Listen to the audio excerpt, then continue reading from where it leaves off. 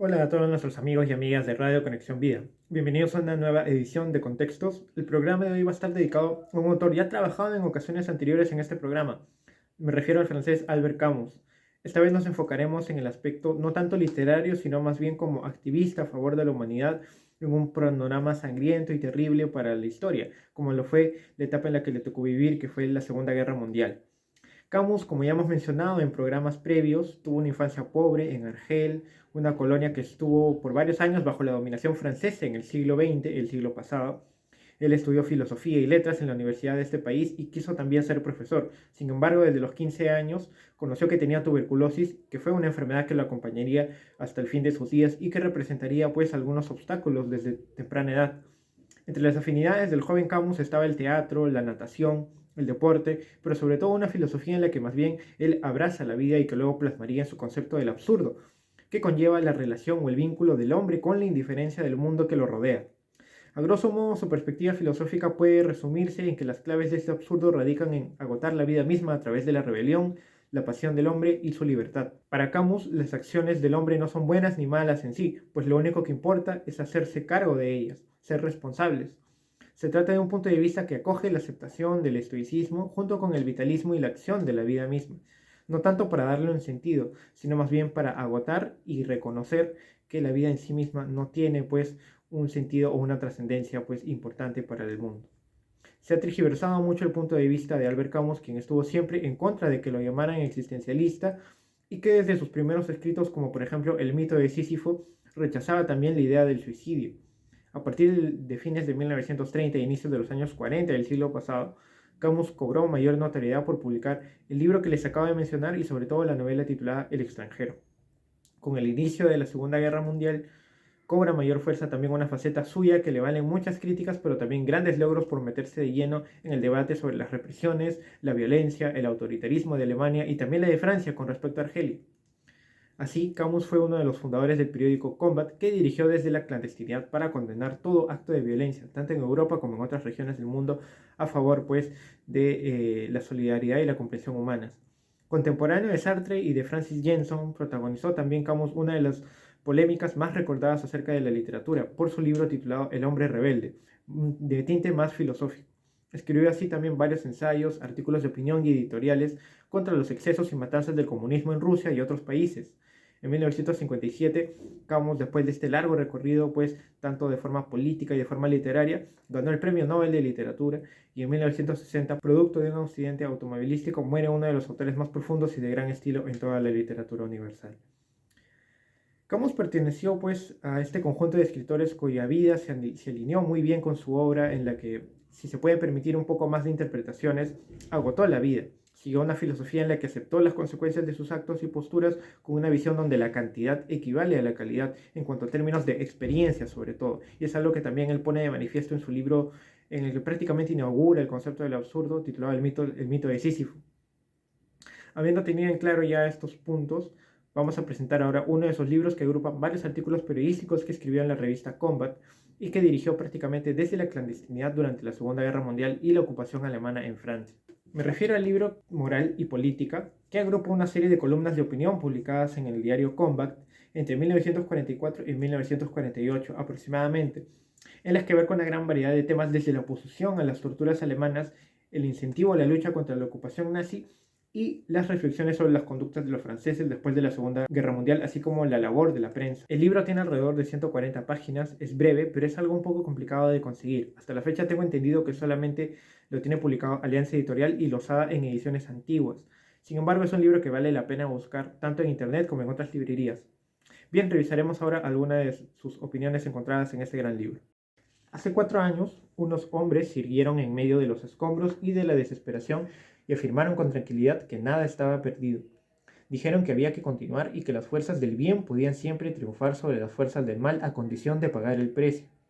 Ellos pagaron el precio, y ese precio, sin duda, fue muy alto. Tuvo todo el peso de la sangre, la horrible y pesada carga de las prisiones. Muchos de esos hombres han muerto. Otros viven desde hace años entre muros ciegos. Era el precio que había que pagar. Pero esos hombres, si pudieran, no nos reprocharían esta terrible y maravillosa alegría que nos colma como una marea. pues esta alegría no les es infiel, al contrario, los justifica y les dice que tuvieron razón. Unidos durante 4 años por el mismo sufrimiento, lo estamos aún por la misma embriaguez, hemos ganado nuestra solidaridad y nos damos cuenta con asombro en esta noche conmovedora de que durante 4 años jamás estuvimos solos, hemos vivido los años de la fraternidad. El fragmento que acabamos de leer pertenece a un artículo titulado La Noche de la Verdad, publicado por Camus el 25 de agosto de 1944. Esta fecha es muy importante porque es un día después de que Francia, luego de 4 años de haber estado ocupada por las fuerzas alemanas en plena Segunda Guerra Mundial, recupera su libertad.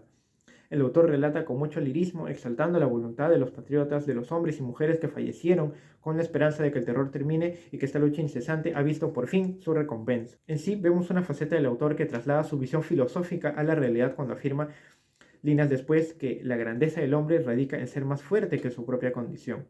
El estilo de Camus también salta a la vista, pues incluso en artículos de opinión no deja de tener ciertas lecciones sobre la condición humana y sobre todo acerca del espíritu de lucha, de rebelión y de afirmar la vida en condiciones adversas que afectan al hombre y a la misma nación. Vamos a seguir ahora con la segunda cita del programa.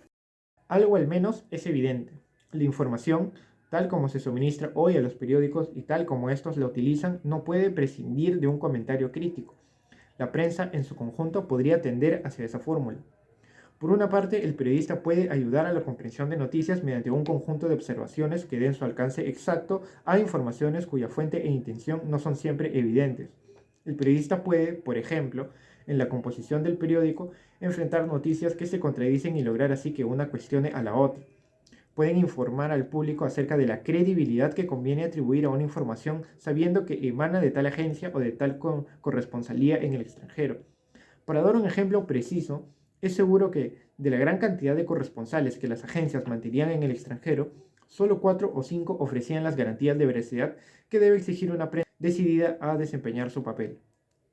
Corresponde al periodista, mejor informado que el público, presentarle con el máximo de reservas las informaciones cuya precariedad conoce bien. La visión de Albert Camus acerca de la labor de la prensa está plasmada en estas ideas bastante claras y concisas en el artículo titulado El periodismo crítico, que fue publicado en septiembre de 1944. En estas líneas que acabo de leerles enfatiza el autor en la importancia de una prensa responsable y sobre todo en el valor agregado de informar con mirada crítica sobre los acontecimientos, que no basta con presentar solamente la información teniendo en cuenta que el periodista tiene un conocimiento más profundo de los mismos. Evitar la inclinación a lo fácil, como le indica el mismo autor, la contradicción y apegarse a la veracidad cuestionando distintas versiones es uno de los puntos que defiende Albert Camus en un periodo en el que la verdad precisamente era la más afectada, en un periodo bélico, en un periodo un periodo muy sangriento y de violencia constante. Vamos ahora con la última cita del programa. Si los hitlerianos aplicaron a Europa sus leyes abyectas es porque consideraban que su raza era superior y que la ley no podía ser la misma para los alemanes y para los supuestos esclavos. Si nosotros, franceses, nos rebelamos contra ese terror, es porque estimábamos que todos los europeos son iguales en derechos y en dignidad. Pero si hoy algunos franceses se enteran sin sublevarse de los métodos que otros franceses utilizan, a veces contra los argelinos o los malgaches, es porque viven de manera inconsciente con la certeza de que nosotros somos, de alguna manera, superiores a esos pueblos y de que la elección de los medios adecuados para mostrar esa superioridad importa poco. No se trata aquí de abogar por un sentimiento ridículo que mezclaría todas las razas en una misma confusión enternecida. Los hombres no se parecen, es verdad, y sé bien lo profundas que son las tradiciones que me separan de un africano o de un musulmán. Pero también sé muy bien lo que me une a ellos y que hay algo en cada uno de ellos que no puedo despreciar sin envilecerme yo mismo. Por todo esto es necesario decir claramente que esos signos, espectaculares o no, de racismo, revelan lo que hay de más abyecto y de más insensato en el corazón de los hombres. Solamente cuando hayamos vencido a ese racismo tendremos el difícil derecho de denunciar donde los encontremos la tiranía o la violencia. Este artículo de Albert Camus titulado El contagio apareció 2 años después de la Segunda Guerra Mundial, en 1947, en un contexto en el que los franceses y varios países vencedores tras la contienda internacional que dejó millones de muertos en todo el mundo, no hacían ya ninguna autocrítica sobre el terror que algunos de estos países ejercían sobre sus colonias o sobre otros territorios. Camus pone en la mira especialmente a su país, a Francia, y su dominio sobre Argel y los malgaches, todavía bajo el influjo de Francia. El autor condena claramente y severamente el racismo, pero también condena que la visión de los vencedores no se aplique para ellos mismos, o en todo caso repitan en menor grado la segregación y el autoritarismo en varios de sus territorios ganados. De allí también esta analogía del contagio del dogma alemán que los llevó a ensalzar la raza blanca por encima de la judía.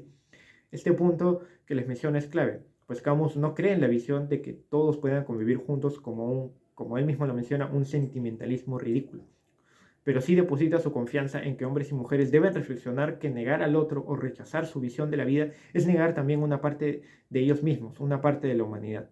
Parte de la filosofía de Camus implica enfrentar el sinsentido de la existencia. En eso radicaba principalmente el valor del absurdo y esa es una de las primeras conclusiones que podemos extraer de este programa. Y parte de ello también lo hemos podido comprobar en los reclamos, las exclamaciones del autor durante las torturas y devastaciones que provocaron varios países durante la Segunda Guerra Mundial, no solamente del lado alemán, sino también del lado de los aliados, como se mencionaba también anteriormente. Camus en este aspecto es imparcial, no solamente condena pues la violencia que ejerce el lado nazi o el lado fascista, sino también los propios aliados, la propia coalición que pues terminó venciendo en la Segunda Guerra Mundial. La filosofía de Camus no invita al quietismo, por el contrario, involucra a la acción y ese es uno de los puntos fuertes de su obra que perdura con los años y que abrió camino también a nuevas interpretaciones. El compromiso de Albert Camus no fue con una ideología ni con un proyecto político, ni siquiera tanto con una idea de nación, sino más bien con la humanidad, con la tolerancia y con el hecho de confrontar la negación inútil de los unos contra los otros, sin llegar por supuesto a la ingenuidad de llegar a una comunidad indiferenciada o pacífica del mundo entero. Algunos libros adicionales que les puedo recomendar del autor son sus cuentos reunidos en un libro titulado El exilio y el reino, o las novelas también llamadas La caída, El extranjero y La peste, que ya hemos revisado anteriormente en contextos. Sobre todo también algunos ensayos líricos que tienen una belleza extraordinaria, como las que publicó en los libros titulados Bodas y El verano. Espero que el programa haya sido de su agrado para todos.